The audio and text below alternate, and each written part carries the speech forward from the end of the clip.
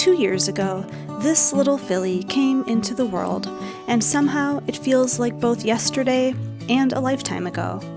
From the moment she was born, there was something special about her to me. Watching her grow from a curious foal into the confident young horse she is today has been one of the most rewarding experiences I've ever had. Pallas isn't just another horse to me. She represents a dream that finally became reality. Every time I look at her, I see pieces of the horses behind her and her own unique personality shining through. When I planned this cross, the two things that mattered most to me were conformation and temperament. Those are qualities that both her sire Volturi and Peachy consistently represent, and I hoped Pallas would inherit them as well. From the very beginning, everything with Pallas has been remarkably easy. She learns incredibly fast and approaches new things with curiosity rather than worry. Even something as simple as halter training was almost a non-event. Within just a few days, she understood what was being asked of her and handled it like she'd been doing it forever. Just a few days ago, when the weather finally warmed up enough to introduce her to water, she impressed me yet again. True to what her pedigree would suggest, she walked right in and handled the experience with confidence. Of course, she's still young and has plenty left to learn, but so far she has been everything I hoped for when I planned this cross. What I didn't expect was how much I would enjoy simply watching her become herself. When you raise a horse from birth, there are always moments you are excited for. You wonder what they'll look like, what traits they'll inherit, what they'll be like to work with when they're older. But somewhere along the way, I stopped thinking so much about who Pallas might become and started appreciating who she already was. One of my favorite things about her is that she meets the world with an open mind. New things tend to be met with curiosity before concern. She seems to assume things are worth investigating rather than avoiding, and I think that served her well. She's also reminded me that not every horse has to be a challenge, as I've rehabbed a few rescues in my life. Horse people tend to spend a lot of time talking about problems to solve, obstacles to overcome, and difficult situations to work through. But Pallas has been a good reminder to appreciate the horses that make things easy. Now, that's not to say she's perfect.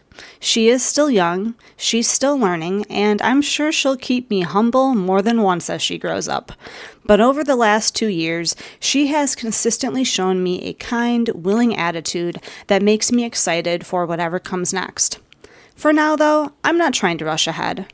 2 years went by much faster than I expected, and if raising Pallas has taught me anything, it's that these stages don't last very long.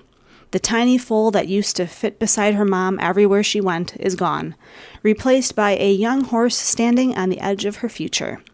And while I'm excited to see who she becomes, I'm just as grateful for who she's been these last 2 years. As you can see, I've been introducing her to the sensation of water gradually. Notice that I don't immediately start spraying her. Instead, I begin by spraying the ground nearby and let her observe without any pressure. In the beginning, even the sound of the sprayer turning on and off caught her attention. Whenever she showed even the slightest sign of relaxation or curiosity, I removed the stimulus. Sometimes I would use a food reinforcer as well. Recognizing and rewarding those small tries is an important part of the process. There's no rush either. I simply wait for the right moment to let a little bit of water touch her and then build from there. When first introducing a horse to water, I prefer to start with the hooves and lower legs. Once they're comfortable with that, I gradually work my way up to the chest and neck. You'll also notice that I don't leave the sprayer running continuously. I turn it on, ask her a question, and then turn it off again. I think it's important for horses to know that relief is available. Just like people, in unfamiliar or stressful situations, they're often more confident when there's a predictable pattern and they understand that the pressure won't last forever. It's human nature to want to push for a little more, especially when things are going well. But with horses, that tendency can sometimes work against us. One thing that helps me keep myself in check is making a habit of stopping before I think I need to. You can see that my goal wasn't to spray her entire body. I am perfectly happy ending the session at her neck. By keeping the experience positive and ending on a good note, I'm giving her something valuable to carry forward into the next session. The nice thing about taking this approach is that each experience builds on the last. The next time we do this, she'll already have a positive reference point, and that makes it much easier for her to approach the experience with confidence. While I'd love to tell you that she carefully evaluated the situation, weighed all of the risks, and came to a thoughtful conclusion, the reality is that she pretty much walked right in and acted like she'd done it her whole life. And moments like this are one of the reasons why I adore this horse. What stands out to me most isn't necessarily her confidence. It's her willingness to try. When she encounters something new, her first instinct is usually, okay, I'll give it a shot, rather than looking for reasons not to. That's a quality I value immensely, and it's something that's shown up over and over again throughout her life. Now, I'd be lying if I said genetics don't matter. They absolutely do. One of the reasons I chose this cross was because both Volturi and Peachy consistently demonstrate the kind of temperament I hope to see in their offspring. But genetics are only part of the story. A pedigree can stack the deck in your favor, but it can't write the whole book. Environment matters, experiences matter, the way a horse is handled and introduced to the world matters. At the end of the day, horses are shaped by both nature and nurture, and I think Pallas is a product of all of those things working together. Of course, if my day job has taught me anything, it's that life rarely follows a perfectly predictable model anyways.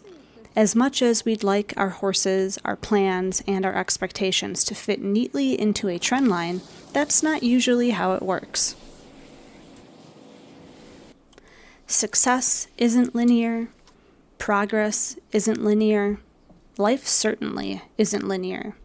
And sometimes your data set doesn't give you an R-squared value greater than 0.995. Sometimes it gives you noise, outliers, and results you weren't expecting. Sometimes the results are invalid. Sometimes you do everything right and still don't get the outcome you were hoping for. And sometimes the opposite happens. You get a result that exceeds your expectations. As much as we like to think that if we put the right inputs into a system, we'll get predictable outputs, life has a way of reminding us that it doesn't always work like that. Horses are no exception. Genetics matter, training matters, environment matters, experience matters. All of those things influence the horse standing in front of you. When Pallas was born, I had hopes for what she might become. But hopes aren't guarantees and pedigrees aren't promises. At some point, every horse becomes an individual. They take all of those influences, genetics, experiences, handling, environment, and become their own unique combination of them. The horse Pallas has become over the last 2 years isn't perfect, and I'm sure she'll continue to challenge me from time to time. But she has consistently shown a willing attitude and an immense try, and those are qualities I value deeply. As experiments go, this one turned out pretty well. Yeah, you're so good.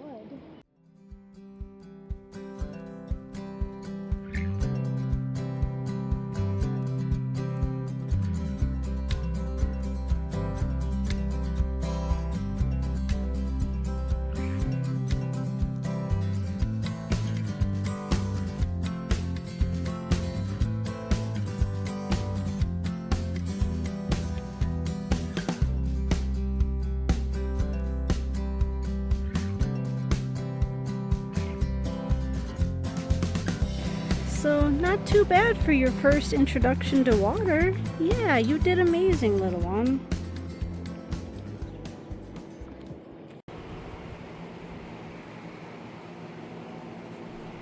I was able to finish washing her mane, and now I'm going to apply a little detangler.